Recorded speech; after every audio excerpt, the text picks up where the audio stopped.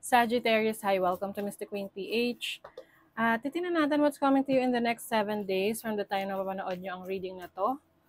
Dahil ito ay timeless reading, anytime na mapanood nyo ito, as long as makaka-resonate kayo, this reading is for you. And of course, this is a general reading. Maari kayong makarelate, maari hindi. Just take what resonates. Pa-follow, like na rin, and subscribe sa atin, ha? Okay. Sag, what's up? What's the energy next 7 days? Sea Star. Wow, very simple energy to, no? Maaring mas magfo-focus kayo sa basics. Basics in life, no? And also, focusing on your health. Oo. Maaring meron kayong aayusin sa inyong routine, sa ginagawa nyo, sa kinakain ninyo. You want to have a healthier lifestyle. Mas healthy na lifestyle, which is good for you. You also have river. Ang river is about forgiveness. So, maaring meron kang patatawarin, no? Patatawarin na tao sa buhay mo na nakasakit sa'yo. This is also about release or letting go of the things na alam mong no longer serving you. This is about self-responsibility. Sometimes it's emotional, no? Para kasing i-release mo na lahat ng mga wini-withhold mo na kumbaga yung mga pinipigilan mong emosyon. I-release mo na yan, ilalabas mo na yan because nagpapabigat yan sa yung mga dinadala sa buhay. And pag masyado mabigat yung dinadala natin sa buhay, mahirap makausad, di ba? So, this can also mean na forgiveness hindi lang sa ibang tao, but also, most importantly, sa sarili mo. You have to forgive yourself sa mga bad decisions mo, yung mga wrong choices mo.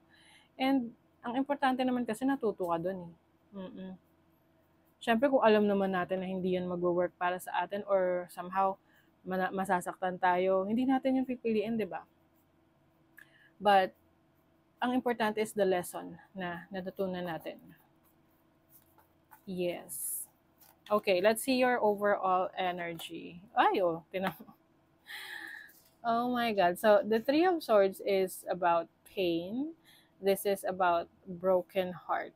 So, yung iba sa inyo, broken-hearted for some reasons, pwedeng merong sitwasyon sa buhay mo na mahirap tanggapin or unexpected na challenges, whether this is a relationship or sa family, sa trabaho, work, career. So you feel like there is something na kailangan mo nang ayusin or i-heal sa sarili mo. And there's nothing wrong in feeling the pain kasi ang importante is pinoprocess mo yung emotions mo. That's why nga, you are forgiving yourself.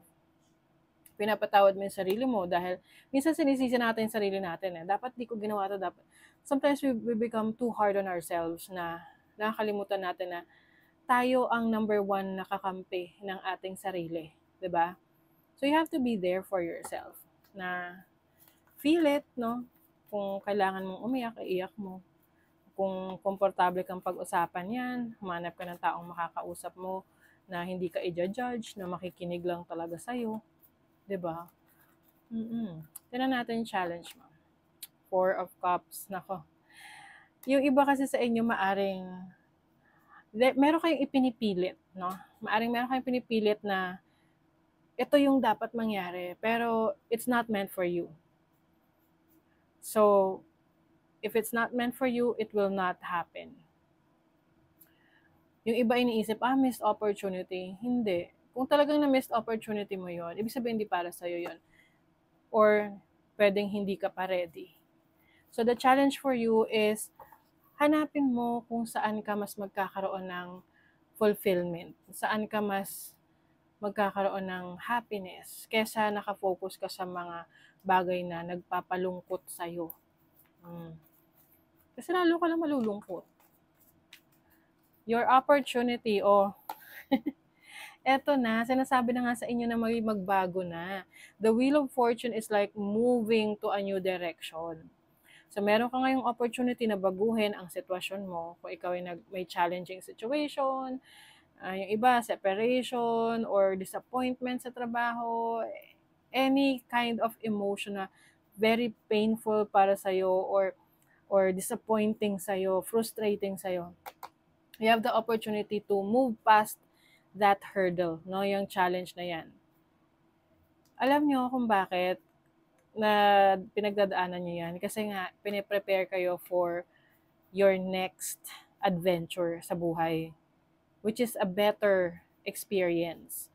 This is fate, no? Fated journey, fated destination. So it's like your destiny. And then your blessing is, oh, 'di ba? Blessing, Queen of Pentacles. This is stability, financial security. Some of you, maaring ang issue ninyo or ang nakakapagpalungkot sa inyo ngayon related sa pera, career, or sa trabaho nyo. May mga bagay na hindi nag-workout para sa inyo. Akala nyo ay parang katapusan na. But may offer eh. Ayan o, hindi mo lang siya napapansin kasi nagpo-focus ka sa ibang bagay. Now, you have to change your mindset. Yung opportunity mo na baguhin yung mindset mo at kumbaga lumingon sa ibang direksyon. Kasi itong direction tinitingnan mo eh. Now, the opportunity or the wheel of fortune is like a new direction. Once na tumingin ka sa kabilang direction, andoon ang pot of gold, andoon ang blessings, no? So, finances, there are blessings coming in sa iyong finances, sa trabaho, career mo, ano man yung mga minamanifest mo, yung mga gusto mong ma-achieve sa buhay. But first, kailangan mo munang may baguhin sa sitwasyon mo. Money, career, finances, you have to be in control of your life, in control of your emotions. Kasi sa totoo lang, once we become so emotional, ang daming naaapektuhan. Hindi ka na magiging productive. Speaking of productivity, the Eight of Pentacles is about being productive, being focused on your goal, to keep your eye on the prize. The Emperor is about discipline. So once na meron kang disiplina sa iyong sarili, may control ka, at nakafocus ka doon sa goal mo, paano ka magte-take action, then definitely, you will see great results pagdating sa money mo, sa career mo, sa business mo. Okay, relationship, the Chariot. So kung kayo nanggaling sa isang separation, merong may disappointment sa relationship, you are moving on. You are moving forward. The Knight of Pentacles, mas focus ka ngayon sa resources mo, kaperahan mo, sa estado ng career mo, ng trabaho mo. Andun yung attention mo ngayon. Okay? If you're single, maaring hindi mo muna pinapansin yung mga nagpaparamdam sa paligid. Kasi mas gusto mo na i-build muna yung stability mo. And some of you, ito nga, no, kung nagkaroon ng challenges sa relationship, you are moving on. You are moving forward. Diba? Ito yung sinasabi ko sa inyo, resources. Resources, wealth, essence, nourishment. So, yung mga kailangan mo nandyan. It will be provided para sa'yo. So, you don't have to worry. Ayan. Meron ding leadership role. So, some of you maaring meron kayong ma-achieve na leadership role, or mas makakasama nyo at makakasalamuhan nyo yung mga tao na tutulong sa inyo kung paano kayo aangat, paano uunlad yung buhay nyo. Pero alam nyo, sa totoo lang, yung iba sa inyo malungkot pa rin regardless. Pero alam nyo ba, yung pagiging malungkot kasi, okay na yung ina-acknowledge mo, niraramdam mo siya, pero tuloy pa rin ang buhay. Okay? Tuloy pa rin ang buhay. Dahil isipin mo na lang na meron ka pang magagandang experiences na nakalaan para sa'yo. Okay? Sabi nga it's okay not to be okay. But, make yourself okay in the future. Kumbaga, wag mo siyang tambayan. yung kalungkutan na yan. Go out, have fun, explore. Okay? Oh my God, tinan mo, oh. Sag, the end of a tough cycle approaches. See? Patapos na yung problema. Push through any insecurity. Oh, 'di ba? Anything na sa tingin mo insecure ka, anything na feeling mo may kulang sa you are lacking, 'wag mo yung isipin. Isipin mo kung ano yung strength mo na meron ka pa. And double down on that. Kumbaga, yun yung mas palakasin mo. 'Di ba?